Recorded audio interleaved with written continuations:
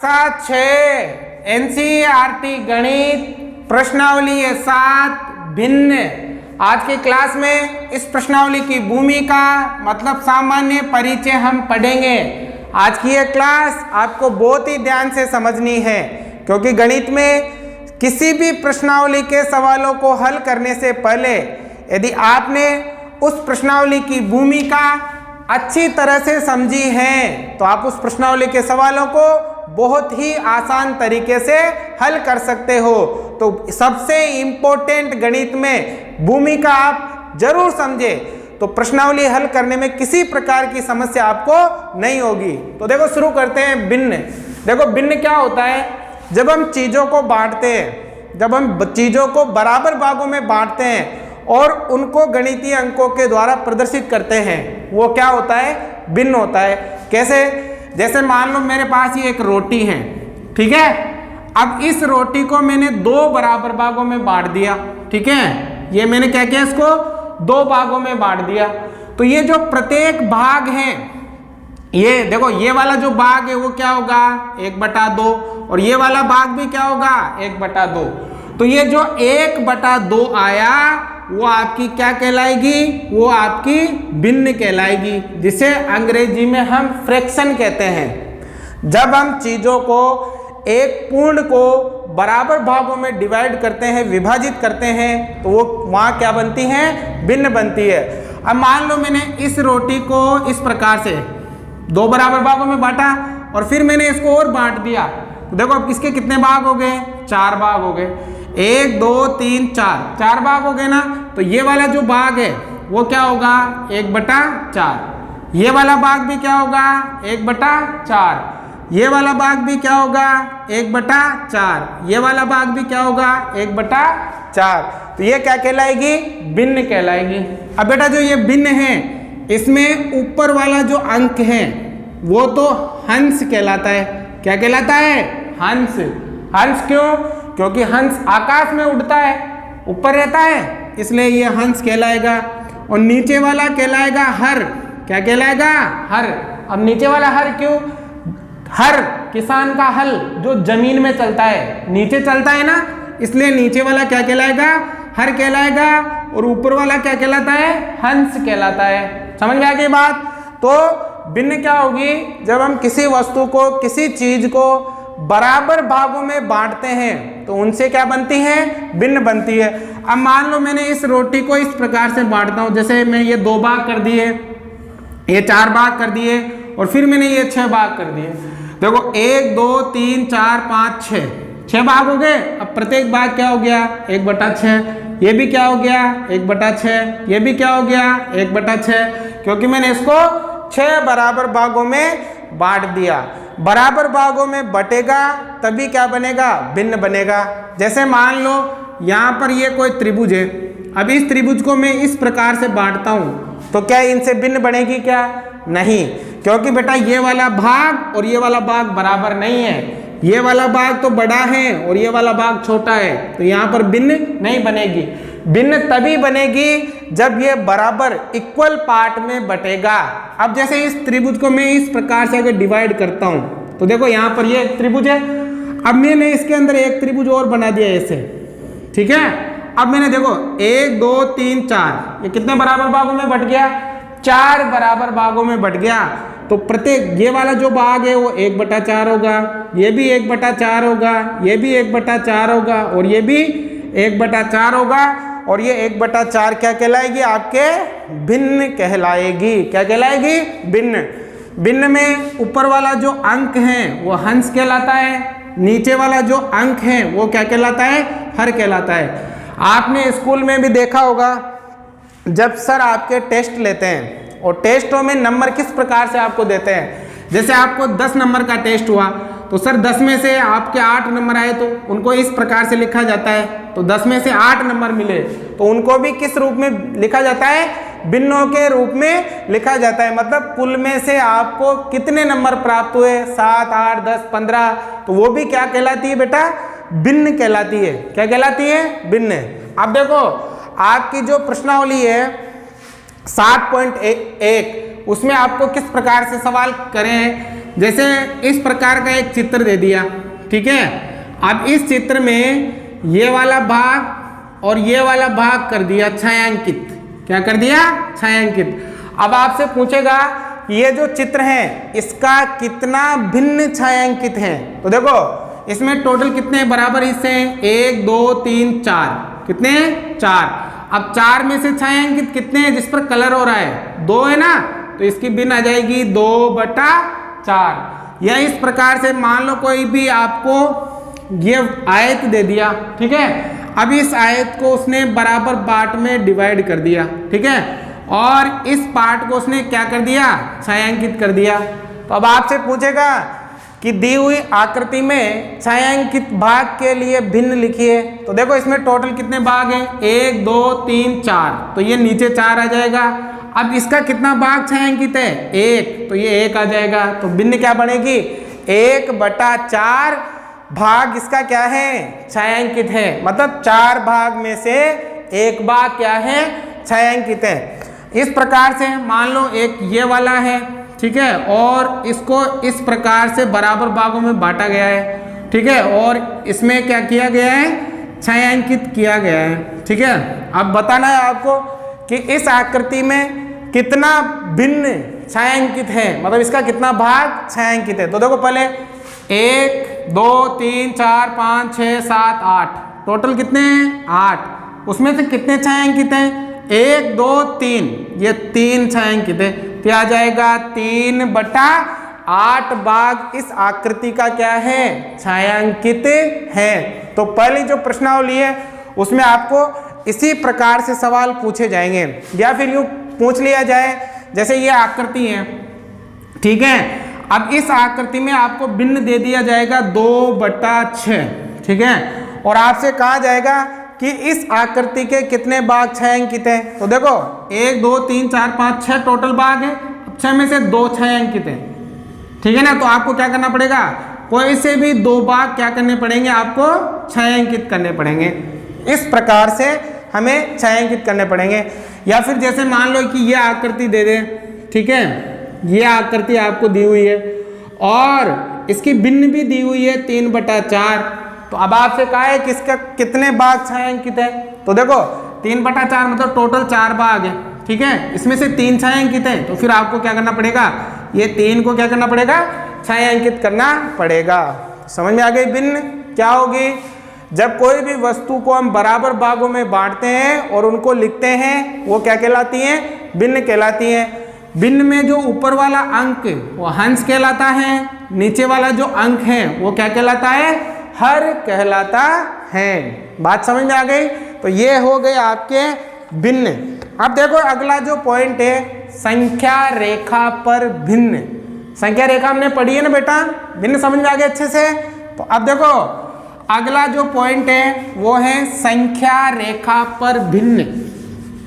अब देखो ध्यान देना इधर, संख्या रेखा पर भिन्न। हमें पता है संख्या रेखा कैसे बनाते हैं। ऐसे एक लाइन खींचते हैं, ठीक है, इस लाइन के बीच में क्या होता है? 0, इधर 1 2 3 4 5 6 जहां तक आवश्यकता हो। इधर क्या होता था? -1 -2 -3 ऐसे, ठीक है ना। अब मान लो इसके नीचे मैंने 2 लगा दिया बटे में, यहाँ भी 2, यहाँ भी 2, यहाँ भी 2, यहाँ भी 2, यहाँ भी 2, इधर भी। तो ये क्या बन गए बेटा? भिन्न बन गई। क्या बन गई? भिन्न। अब देखो यार 0, फिर 1/2, फिर 2/2, फिर 3/2, फिर 4/2, फिर 5/2, फिर 6/2 ऐसे। अब देखो यहाँ 1/2, यहाँ देखो 2 का भाग 2 में कितनी बार? 1 बार। मतलब यहाँ 0 के बाद क्या आता था? 1 आता था ना। तो देखो यहाँ पर 1 यहाँ आ रहा है, यहाँ आ रहा है ना 1। अब ये 1/2 का क्या मतलब है? 1/2 0 से तो बड़ा है और 1 से क्या है? छोटा है। 0 से तो बड़ा है और 1 से क्या है? छोटा है। आगे देखो 3/2 का मतलब क्या है? देखो यहाँ 2 का भाग इसमें लगाएंगे तो 2 बार, मतलब 2 यहाँ आ रहा है। तो देखो ये 3/2 1 से तो बड़ा है और 2 से क्या है? छोटा है। इसी प्रकार अगर 2 का भाग इसमें देंगे तो 3 यहाँ आएगा, 3 दूनी 6। तो 5/2 का मतलब क्या है कि ये 2 से तो बड़ा है और 3 से छोटा है। अब संख्या रेखा पर भिन्न को हम कैसे दर्शाते हैं? जैसे मान लो आपसे कह दिया जाए कि 3/8 को संख्या रेखा पर दर्शाओ। 3/8 को कहाँ दर्शाना है? संख्या रेखा पर। हम क्या करेंगे, एक संख्या रेखा बनाएंगे ऐसे।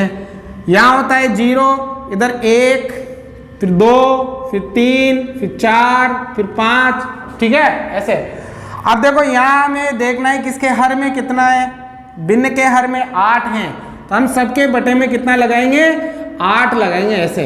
सबके बटे में क्या लगाओगे? 8। जो भिन्न के हर में है वही आपको संख्या रेखा के पर जो भिन्न बनाओगे उसके हर में लिखना है। अब देखो 3/8 को यहाँ दर्शाना है, तो 3/8 ये रहा, तो हम इस पर क्या कर देंगे? इस प्रकार से गोला कर देंगे। तो ये हमने संख्या रेखा पर किसको प्रदर्शित कर दिया? 3/8 को संख्या रेखा पर प्रदर्शित कर दिया। अब देखो 3/8, ठीक है, इसको हमने संख्या रेखा पर प्रदर्शित कर दिया है। अब देखो, अब मान लो अगर आपसे पूछ लिया जाए कि आप 5/2 को संख्या रेखा पर दर्शाओ, तो हमने क्या किया? इस प्रकार संख्या रेखा बनाएंगे। अब देखो इसमें हमने बना रखे हैं, तो बताओ 5/2 कहाँ है? ये रहा। तो यहाँ पर हम इस प्रकार से गोला कर देंगे और इसको हम क्या करेंगे? संख्या रेखा पर प्रदर्शित कर सकते हैं। तो भिन्नों को इस प्रकार से आप संख्या रेखा पर दर्शाओगे। जैसे अगर कह दिया 7/8 को संख्या रेखा पर दर्शाओ, तो देखो 1/8, 2/8, 3/8, 4/8, 5/8, अब आगे 6/8, फिर 7/8, फिर 8/8, फिर ऐसे बढ़ता जाएगा। तो 7/8 कहाँ है? ये रहा 7/8। तो यहाँ पर इस प्रकार से हम क्या कर देंगे? गोला कर देंगे। तो इस प्रकार से आप संख्या रेखा पर इनको भिन्न को प्रदर्शित कर सकते हो। आपको जो संख्या रेखा बनानी है वो पैमाने से बनानी है, और ये वाले जो मान है ना बेटा, ये आपके बराबर होने चाहिए। हर जगह से ये मान आपके क्या होने चाहिए? बराबर होने चाहिए। समझ में आ गई बात? तो इस प्रकार से हम संख्या रेखा पर भिन्न को दर्शाना है। अब जैसे मान लो कि इस प्रकार से आ जाए आपके कि 1/2, ठीक है, 1/2, 1/4, 3/4 और 4/4 को संख्या रेखा पर दर्शाओ। संख्या रेखा पर बताना है, सभी को एक साथ बताना है। तो देखो अगर सभी को एक साथ बताना हो तो हम एक संख्या रेखा बनाएंगे ऐसे, और यहाँ क्या लिखेंगे? 0, 1, 2, 3, 4, 5, 6, ठीक है। अब देखो इसमें हमने देखा है यहाँ भी 4, इसके 3 के हर में तो 4 है और इसके हर में कितना है? 2। अगर ज्यादा संख्याओं को एक साथ संख्या रेखा पर दर्शाना हो, जैसे 1 को दर्शाना हो तो कोई दिक्कत नहीं है, लेकिन 4 संख्याओं को एक साथ दर्शाना है तो उन सभी का हर बराबर होना चाहिए। हर क्या होना चाहिए? बराबर। तो लेकिन यहाँ पर हर 4, यहाँ भी 4, यहाँ भी 4 और यहाँ भी क्या है? 2 है, ठीक है। अब देखो इनको कैसे दर्शाएंगे? सबके हर 4 लगाना है, यहाँ भी 4, यहाँ भी 4, यहाँ भी 4, यहाँ हर जगह 4 लगाना है, ठीक है ना। और ये वाला जो है ना, इसको भी हमें कितना बनाना है? 4 बनाना है। अब देखो कैसे? 1/4 ये रहा, ठीक है, 3/4 ये रहा, 4/4 ये रहा, लेकिन 1/2 बच गया। अब देखो अगर हम यहाँ डिवाइड करें, 2 एकम 2, 2 दूनी 4, 2 का भाग इसमें 1 बार, 2 का भाग इसमें 2 बार, तो आ गया 1/2। तो 1/2 यहाँ पर है, 1/2 ये रहा। लेकिन इसको आप ऐसे नहीं बनाओगे, या तो इसको इसका जो हर है इनके बराबर करोगे। कैसे? जैसे 1/2 को अगर मैं 2 से नीचे और 2 से ऊपर गुणा करूं तो देखो 2 एकम 2, 2 दूनी कितना हो जाएगा? 4 हो जाएगा। तो वापस देखो 2/4 आ गया ना। 2/4 का मतलब क्या होता है? 1/2। तो इसके लिए आप क्या करोगे? अलग से संख्या रेखा बनाओगे, 0, फिर 1/4, फिर अब देखो दूसरे नंबर पे 1/2 लिखना है, क्योंकि आपको 1/2 दर्शाना है। फिर 1/2 कितना? 1 आ गया। अब 3/4, फिर 4/4, फिर 5/4, ठीक है ना। अब देखो ये 1/4, ये 1/2, ये 3/4 और ये 4/4। तो इनको हमने इस प्रकार से क्या करना है? संख्या रेखा पर प्रदर्शित करना है। आगे बात समझ में? ये दोनों ही तरीके से आप बना, ऐसे भी कर सकते हो और ऐसे भी कर सकते हो, ठीक है। तो इस प्रकार से आपको संख्या रेखा पर भिन्न को प्रदर्शित करना है। अब देखो इसके बाद है आपके उचित भिन्न। देखो उचित भिन्न, उचित भिन्न। अब देखो उचित भिन्न क्या होती है, या इसे हम सम भिन्न भी कहते हैं, सम भिन्न भी कहते हैं। उचित भिन्न देखो जैसे यहाँ मैंने लिखा 3/7, 2/5, 1/3, 7/9, ये मैंने कुछ भिन्न लिखी है। अब इन सभी भिन्नों में हम देखेंगे कि इनका हंस तो छोटा है, ऊपर हंस तो क्या है, छोटा, और हर क्या है, बड़ा। जिस भिन्न का हंस छोटा हो, हंस क्या हो, छोटा, और हर क्या हो, बड़ा, वो क्या कहलाती है, उचित भिन्न कहलाती है। देखो यहाँ 3/7 मतलब हंस तो है छोटा और हर बड़ा है। यहाँ 2/5 हंस तो छोटा, हर बड़ा है। 1/3 हंस तो छोटा और हर बड़ा है। 7/9 हंस तो छोटा और हर क्या है, बड़ा है। तो जिस भिन्न का हंस छोटा और हर बड़ा हो क्या कहलाती है, उचित भिन्न या फिर सम भिन्न कहलाती है। बात समझ में आ गई।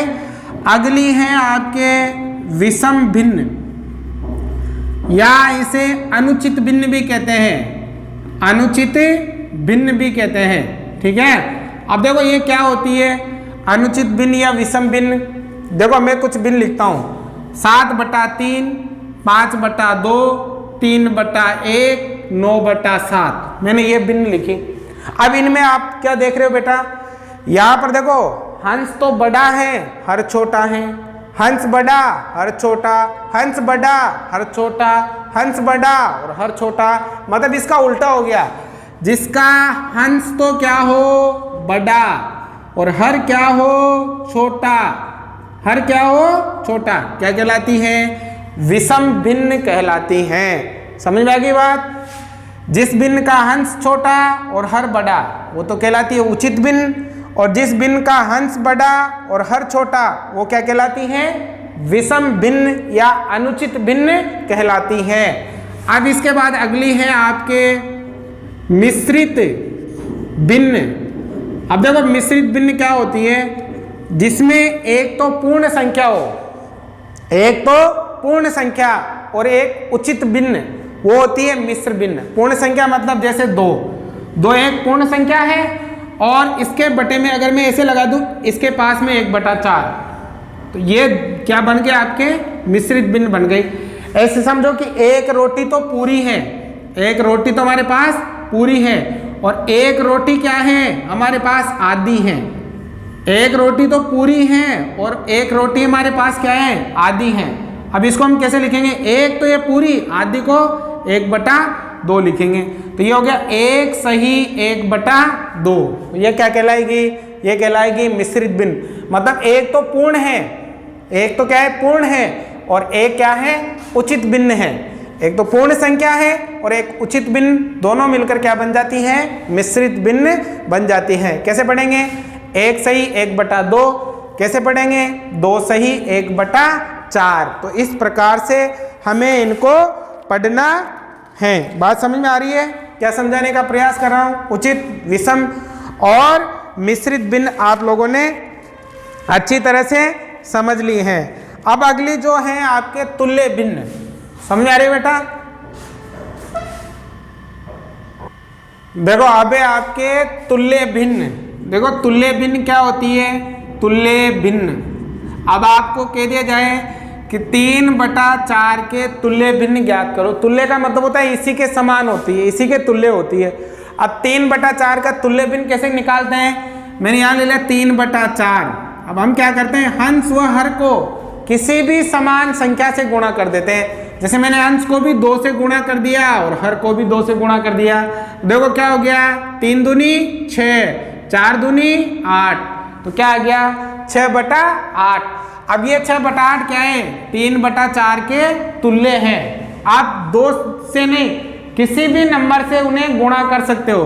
जैसे 3/4 है ना, तो आप इसको 3 से ऊपर गुणा कर दो, 3 से नीचे गुणा कर दो, तो क्या हो गया, देखो 3 तिया 9 और 4 तिया 12, तो ये 9/12 भी क्या हो गया, 3/4 का तुल्य भिन्न हो गई। ठीक है, आप कोई सी भी 3/4 को आप 5 से ऊपर गुणा कर दो, 5 से नीचे गुणा कर दो, तो 5 तियां 15 और 5 चौको 20।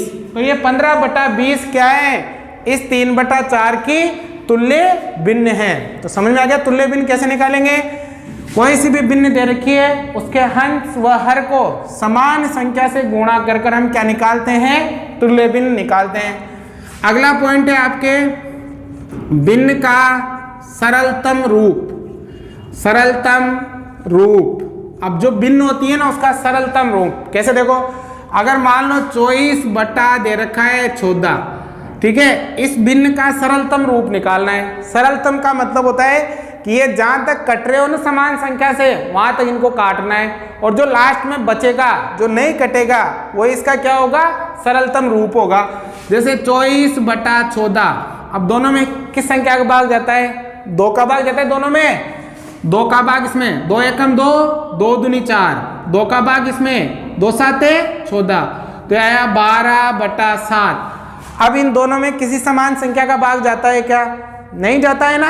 अगर नहीं जाता है तो 12/7 इस भिन्न का क्या है, सरलतम रूप है। क्या है, सरलतम। जैसे एक उदाहरण और लेते हैं, 45/30, ठीक है। अब इसका सरलतम रूप निकालना है, तो दोनों को हम काटेंगे, जितना कटेगा ना वहां तक काटेंगे। देखो दोनों 5 से कट रहे हैं, 5 से, 9 पंजे 45 और 6 पंजे 30, तो 9/6 आ गया। अब 9/6 भी किसी समान संख्या से कट रहा है क्या, हाँ 3 से कट रहा है। 3 तिया 9, 3 दूनी 6, तो क्या आ गया 3/2।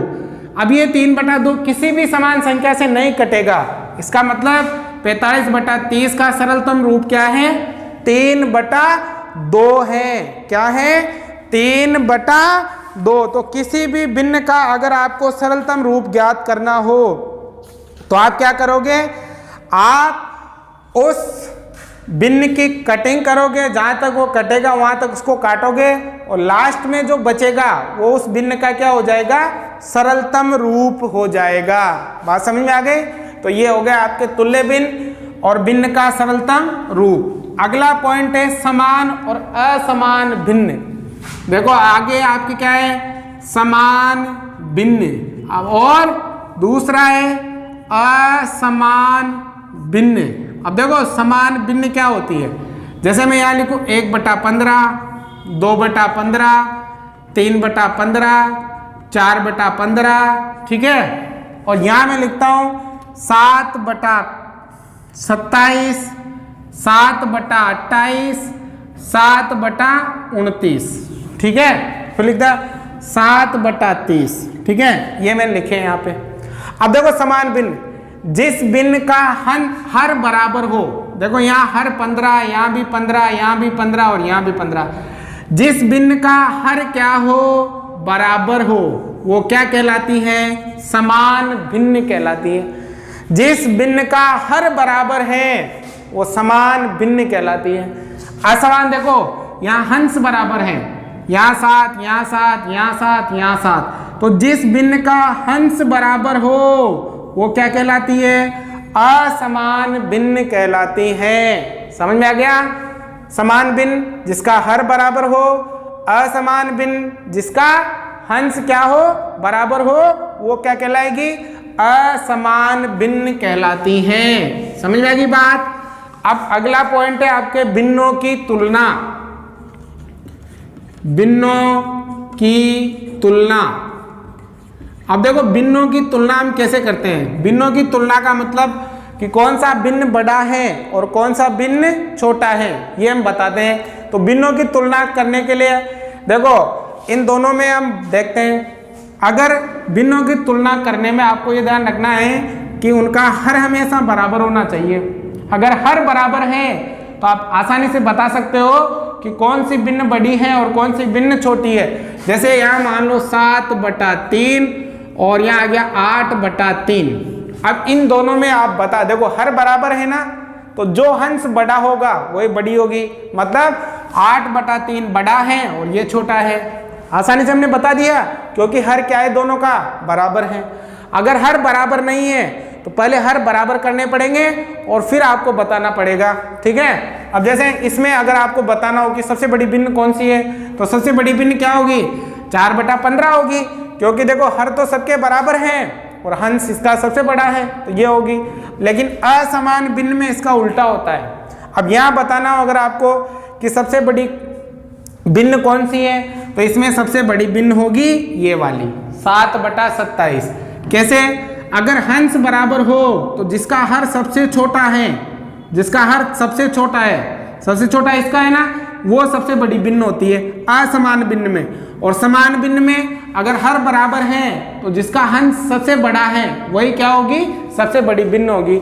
अगर मान लो ऐसा आ जाए 3/4 और 5/7, अगर आपको बताना हो कि इन दोनों में से कौन सी भिन्न बड़ी है और कौन सी भिन्न छोटी है, तो देखो हर बराबर नहीं है, तो पहले हम क्या करते हैं? हर बराबर करते हैं। हर बराबर कैसे करेंगे? देखो ध्यान देना इधर, ये जो 4 है ना, 4 इसको तो 7 से गुणा करेंगे और जो 7 है ना उसको 4 से गुणा करेंगे हर बराबर करने के लिए। कैसे? देखो ध्यान देना, 3/4 में गुणा करेंगे 7, हंस को भी करेंगे हर को भी करेंगे, दोनों को करना है। और 5/7 में भी गुणा करेंगे, इधर 4 से ऊपर भी करेंगे और नीचे भी करेंगे। तो देखो 3 7 21, 7 चौके 28 और इधर देखो 5